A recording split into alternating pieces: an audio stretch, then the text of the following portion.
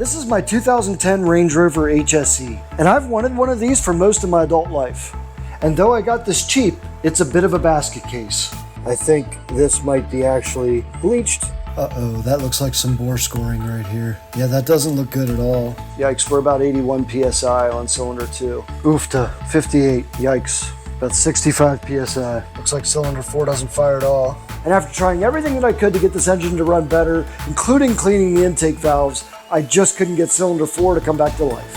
But this Rover is destined for the road again, and we're gonna breathe new life into it with a new engine. Well, not a new engine, but a new engine to me.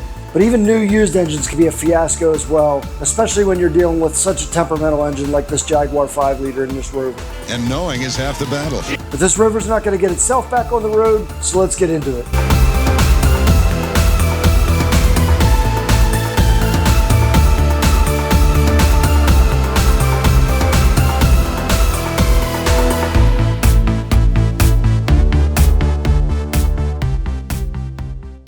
Okay, so now that we have our new engine, we need to check it out and just make sure everything's copacetic with it before we put any new parts on it. The first thing we're gonna do is do a rotation test just to make sure we don't have any timing issues and we don't have any pistons slapping into valves. And then after that, we're gonna do a leak down test just to make sure we're holding pressure in the cylinders. First things first, we need to get our fan out of here, or at least what's left of it. I had to enlist the aid of my sawhorse to get the pulley tool on and get some leverage holding it so I could loosen up the fan clutch. Now, this fan clutch nut is 36 millimeter and it is reverse thread. So, once you get it broke free, spin it off of there. And there it is. We're going to take our coil packs out next so we can get to the spark plugs. So we're going to undo the harnesses.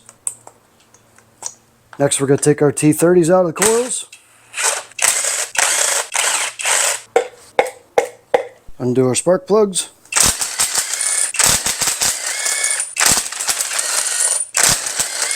What's our plugs look like? Wow, that looks pretty clean. Nice burn. Cylinder 4, these plugs don't look very old. This car was wrecked. Cylinder 6, nice consistent burn, like it. Cylinder 8, a little darker than those, but still not bad. Pop out our coil packs from the right bank. And our spark plugs.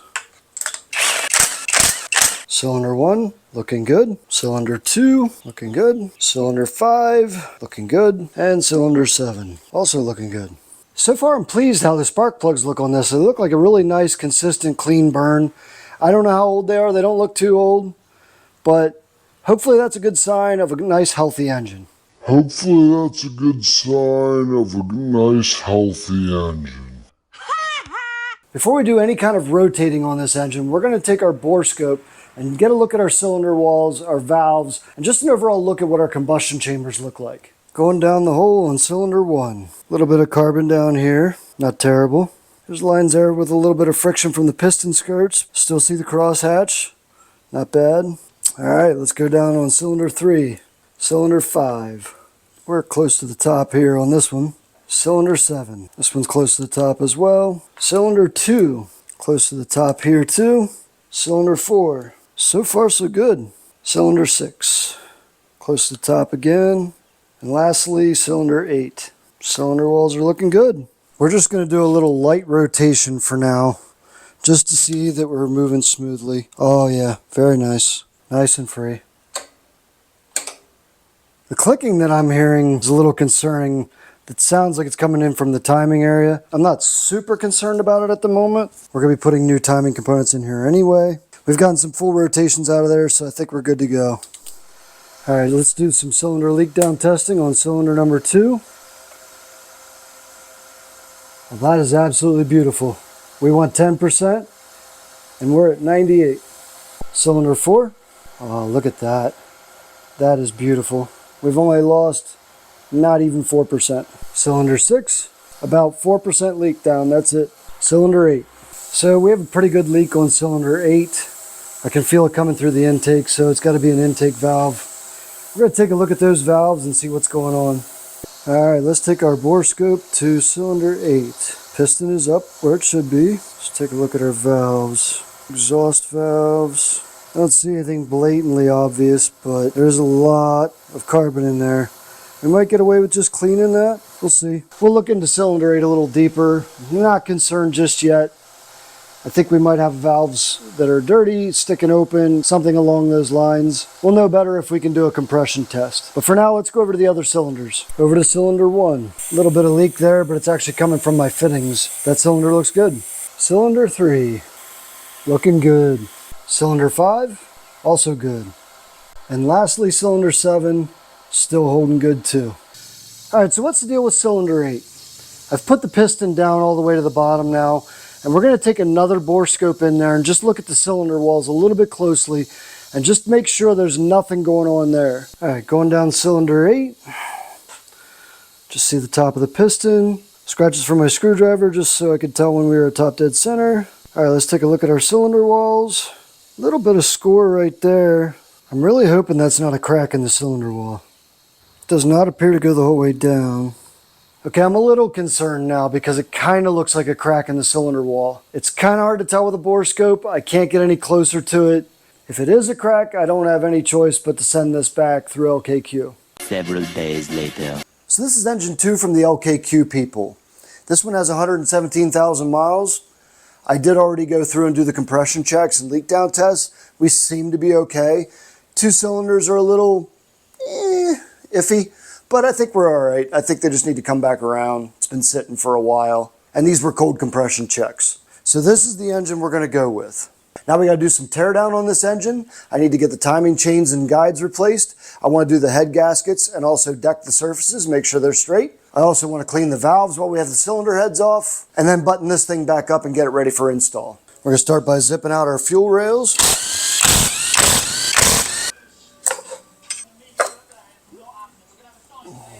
I'm going to spray a little bit of PB Blaster down the holes for the injectors just to help get them out of here.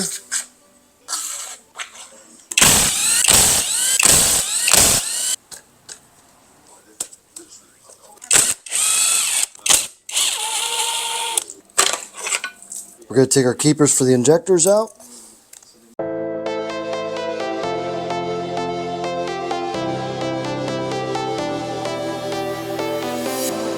I was a lonely silhouette, needed somebody to show the way. Yeah, I was a heartbeat with no sound till you came around. Yeah, you showed me colors, light in the darkness. You were the only thing I needed. Then we got old. We have a pretty clear line of sight now for our injectors, so we're going to pull those next.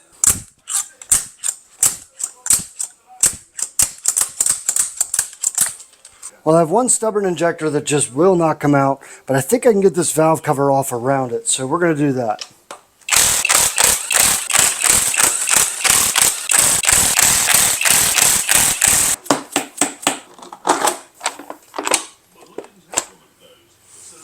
There's one valve cover off. Timing chain's a little bit loose, but not really concerned with that because we're replacing it anyway. Now this injector we can get out when we get the head off. I can actually tap it through the other way. It should come out pretty easy at that point. So it can just stay for now. So I had to bring the engine over to the welder, and let me show you why. Jaguar really, really loves their Torx bolts. And for some reason, they used a Torx bolt on this bracket to hold the fuel lines going to the injectors. And I've stripped it out because it was rusty. So now I have to weld a nut on the end of here so that I can spin this off. Now most of the fuel is out of these lines, but we're still going to have to be really careful. I'm going to cover up any open lines, and we're going to use a little bit of brake clean down on the fittings just to make sure we don't have any fires. Okay, let's just, spray all that down, yada yada. These are up a lot further, but it doesn't matter. We're still going to cover them anyway, just to, be on the safe side. All right, guys, I'm going to weld, so shield your eyes. Just kidding, it's not going to hurt you on a TV. That might be enough to get her off of there. Nope, she didn't stick. Time to try another nut.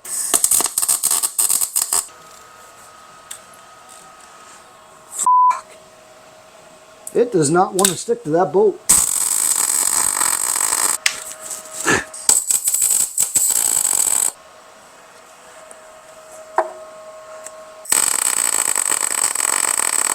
If it twists off this time, we're probably just going to cut this head off. Oh, wow, that is really, really tight. Jaguar, what were you thinking? It broke off. Hey, mission accomplished. It's broke off. I can get my lines off now. Success.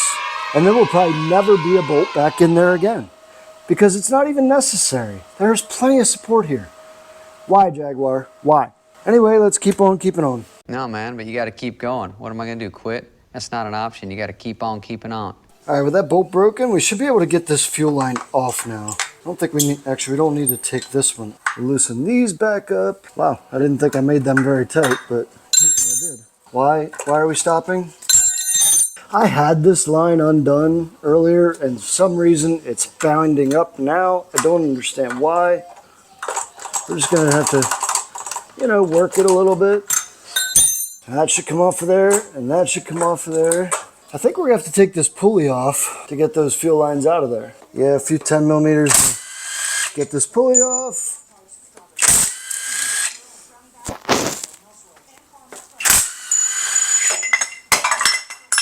Now we should be able to get our fuel lines off. There we go. Set them on the ground. Now we have clear access to the right side valve cover. Let's get it off.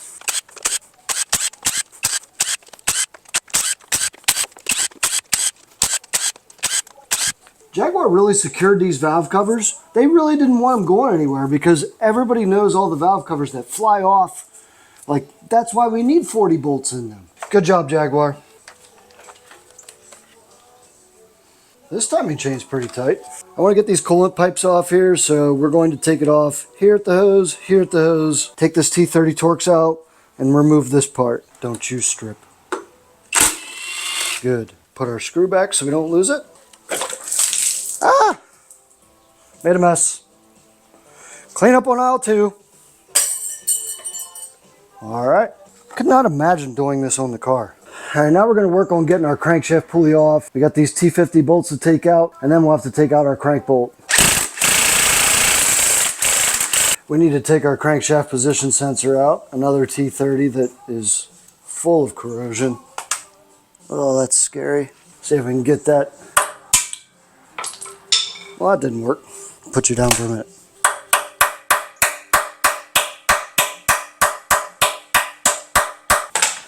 It came out. All right, we need to get our crankshaft position sensor out of here now. There we go. There she is.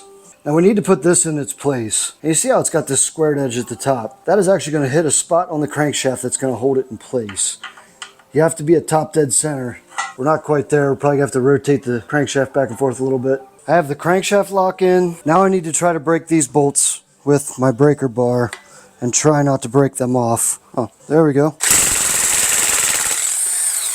Now we need to get our crankshaft bolt out, and that's a bit of a process. We need to stick this contraption on here, put our bolts through. 16 mil. I don't really see too many 16 mil headed bolts. Now we have this extremely large contraption. It is a 24 millimeter socket, very thick, 3/4 inch drive. Thankfully I have an adapter to go from 1/2 inch to 3/4. You stick this in here and it goes like so. Now we need to prop this with a jack stand and probably some boards or whatever we can get in there. Looks like the porta power is coming out to play. Haven't used this thing in a long time. All right, now without supported with the porta power, we need to get our adapter in there and breaker bar and break this loose. Now this bolt is left-handed threads, so I need to go clockwise to loosen it up. I don't know if this breaker bar will do it or not. I'm rotating the engine on the stand. We need a little more leverage. We will see if we can break our 1/2 inch drive Thorson ratchet. This ratchet is old as the hills. Oh, I think we got somewhere. Hey, look at that. Ingenuity in the garage. We need to get inside this engine and start getting to the timing components. So we need to get the fan bearing off, we need to get the front cam covers off, and we need to get this tensioner off.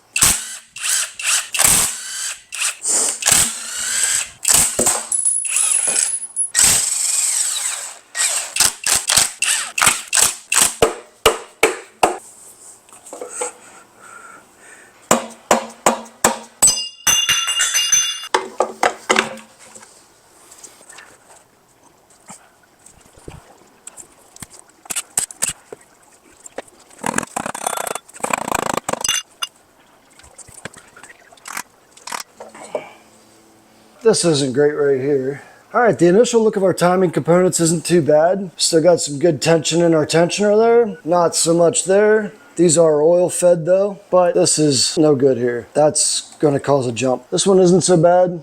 It's pretty okay. Thrust washer. This is a problem though. This should be up here, and this should be back further. Same with this one. It is slid down as well. That's not good. If you look in our new timing components, you see that they're where they're supposed to be. So that tells me these tabs probably broke off. All right, let's start getting our tensioners, guides, and chains off. I can't get it out one-handed.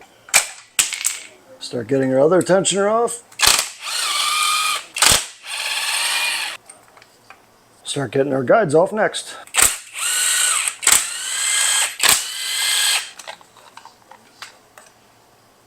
There's that guide out.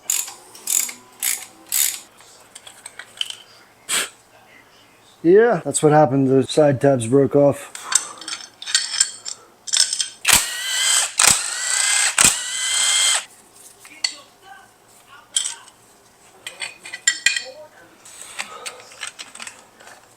We do have a new crank gear, so we're going to slide this one off. We're going to slide the new one on, like so. Overall inside, I'm liking what I see. Looks like it did have regular oil changes, just had some timing components fail. Those guides were really crap. It's time to get our variators off so we can get our chains out, and that'll be the next step to getting our cams out as well.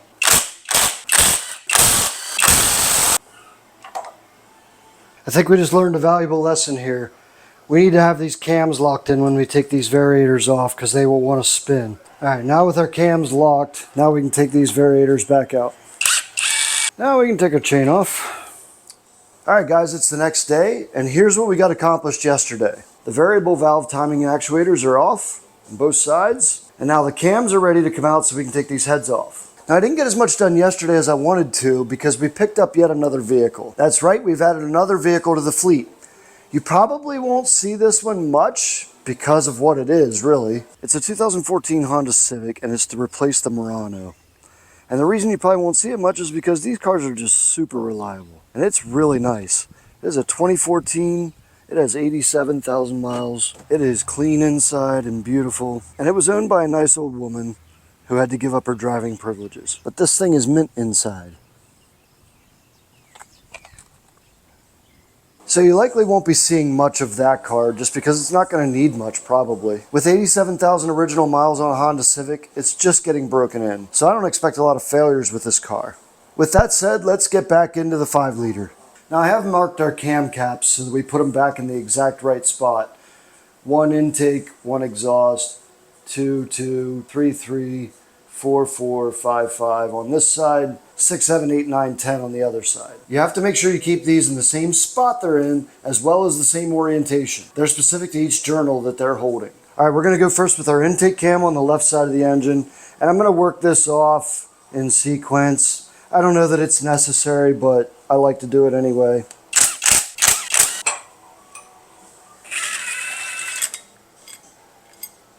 So we reached an unfortunate snag on these heads on this, and that's that I don't have the proper socket for the head bolts. I do have it on order. It's supposed to be here tomorrow. So we're going to just keep going as far as we can go. I'm going to get the cams out of the passenger side, get the exhaust manifolds off of both sides. Then I guess we'll move on to the Rover itself and start prepping to tear that engine out. Get our heat shield off the exhaust manifold. Hopefully it'll come off nicely. Really surprised these didn't break for all the heat cycles that they've been through. So I may not have the correct sockets for these either. T55 fits, but it's a little loose.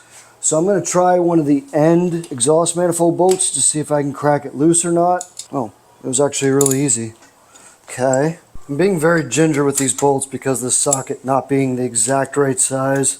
I do not want to strip them out or we're going to have even bigger problems. Also notice I'm not using an impact even though these are impact sockets. Well, we broke one, so it looks like we're going to be doing some welding later. There's the manifold. Right here's our broken stud we're going to have to get out. Probably going to have to weld a nut to that, being very careful of the head. I'll probably do this when I get the head off. Now on to the other side. Let's take the power steering pump off. Okay, it's time to break these exhaust manifold bolts loose. And I use the term break loosely. I do not want these to break. So let's not speak it out. We are going to loosen them. That's what we're going to do. Not break them free. We're going to loosen them. And then remove them. Let's just pray that the first one breaking was the only one that's going to.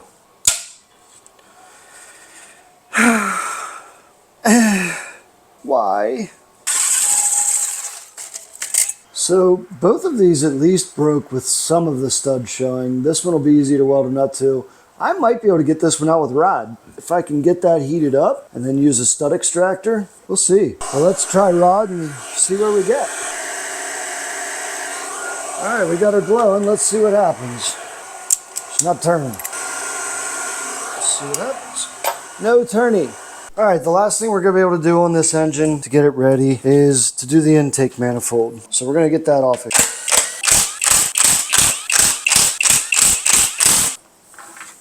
Look at what we got in our intake valley. It's a little mouse hotel. A little bit of wetness down there, probably guessing some mouse pee, a random bolt, and nuts. Lots of nuts.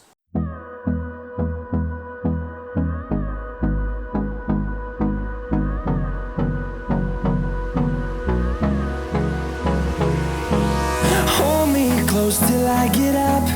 Time is barely on our side. I don't wanna waste what's left. The storms we chase are leading us, and love is all we'll ever trust. Yeah. No, I realize I'm bouncing back and forth a little bit, but we're going back to the cylinder heads now because I got my special drive tool, whatever it is, 11mm for Jaguar engines. Now, when you buy this tool from the factory, it comes with a sleeve that goes over top of this to protect the cylinder head when you take the bolt out. Mine didn't come with that, so I made one out of a piece of silicone hose. So, there we go. That's going to protect our cylinder head. Now, there's going to be some insane torque behind this. So, I'm going to go ahead and use my breaker bar and just break these loose. Then I can use my gun to get them out the rest of the way after we get them broken loose. Make sure you're fully seated.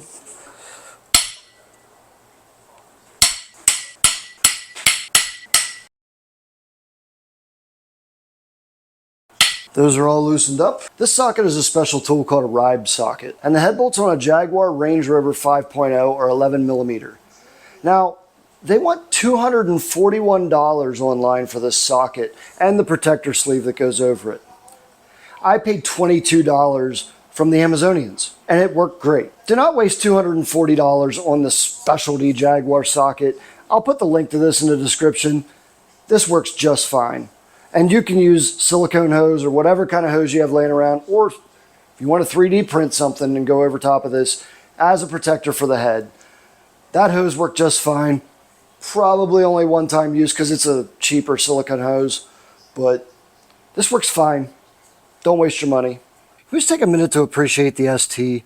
Such a great car. It hasn't asked much of me at all outside of some oil changes. It's a little dirty at the moment. And the birds. No birds. Stop it. But everybody should have an ST. We need to get this coolant block out of here. It's leaking some antifreeze and... such a mess. In case you're wondering what I do for background noise, I always have Alex playing. Good job, Alex. All right, we need to get a couple bolts out of the head. Undo our oil feed tube. Get some other things that are hanging onto the head a while. We need to get this coolant crossover tube out.